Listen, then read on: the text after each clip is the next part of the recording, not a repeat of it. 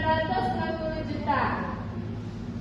Selanjutnya saya akan mencari laba kotornya. Sebelum mendapatkan laba kotor, kita akan mencari total penjualan, di mana total penjualan sama dengan harga jual per unit dikali jumlah unit terjual. Harga jual per unitnya ada 700.000 dikali jumlah unit yang terjualnya ada 1.600 unit. Hasilnya 1.120 juta. Nah, tadi kan sudah dicari total penjualannya. Sekarang saya akan mencari laba kotornya. Laba kotor sama dengan total penjualan dikurang HPP terjual. 1.120 juta dapat dari total penjualan dikurang 960 juta. 960 juta ini dapat dari HPP yang terjual. Hasilnya 160 juta. Proporsi melakukan dipengaruhi oleh jumlah persediaan yang tersisa yaitu 400 unit dari stok yang belum terjual. Biaya tetap ditangguhkan dalam persediaan sama dengan BOP tetap dibagi jumlah produksi dikali sisa produksi. Hasilnya 200 juta dibagi 2000 dikali 400. Hasilnya adalah 40 juta. Metode variabel cost adalah metode yang hanya memperhitungkan biaya produksi yang bersifat variabel saja.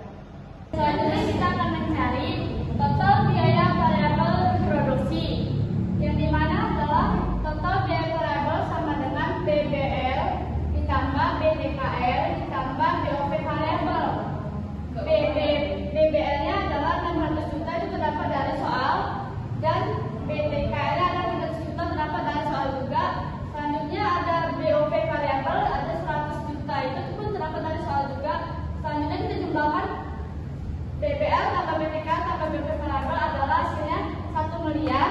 Selanjutnya kita akan mencari HPP per unit dalam perhitungan variabel costing, yang dimana adalah total biaya variabel dibagi jumlah produksi. Total biaya variabelnya adalah 1 miliar dibagi 2000. 2000 itu dapat dari jumlah barang yang diproduksi.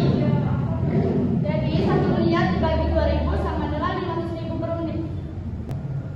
Nah, setelah kita mendapatkan hasil dari total biaya variabel dan HPP per unit, selanjutnya kita menghitung HPP unit terjual. HPP unit terjual itu dikalikan sama jumlah unit terjual. Jadi 500.000 dikalikan dengan 1.600 unit.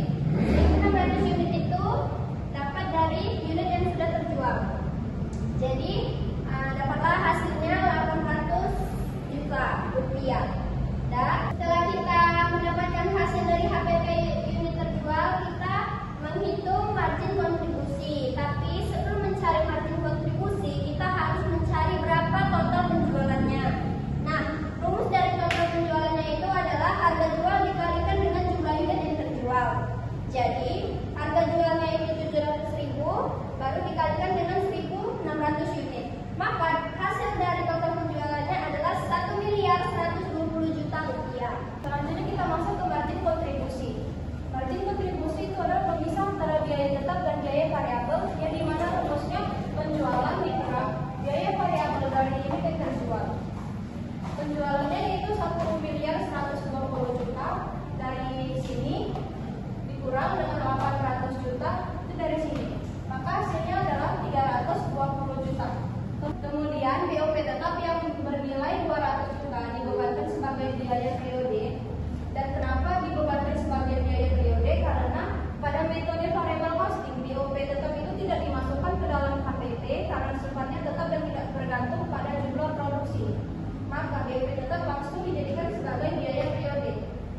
Kemudian kita akan mencari laba bersih, yang dimana rumusnya adalah margin kontribusi dikurangi dengan BOP tetap. Margin kontribusinya adalah 320 juta dikurangi dengan BOP tetapnya yang bernilai 200 juta.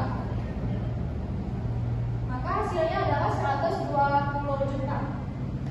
Laba bersih tetap dapat diperoleh apabila margin kontribusi nilainya lebih besar daripada total biaya tetap yang bernilai 200 juta. Maka 120 juta ini adalah keuntungan bagi perusahaan. Demikianlah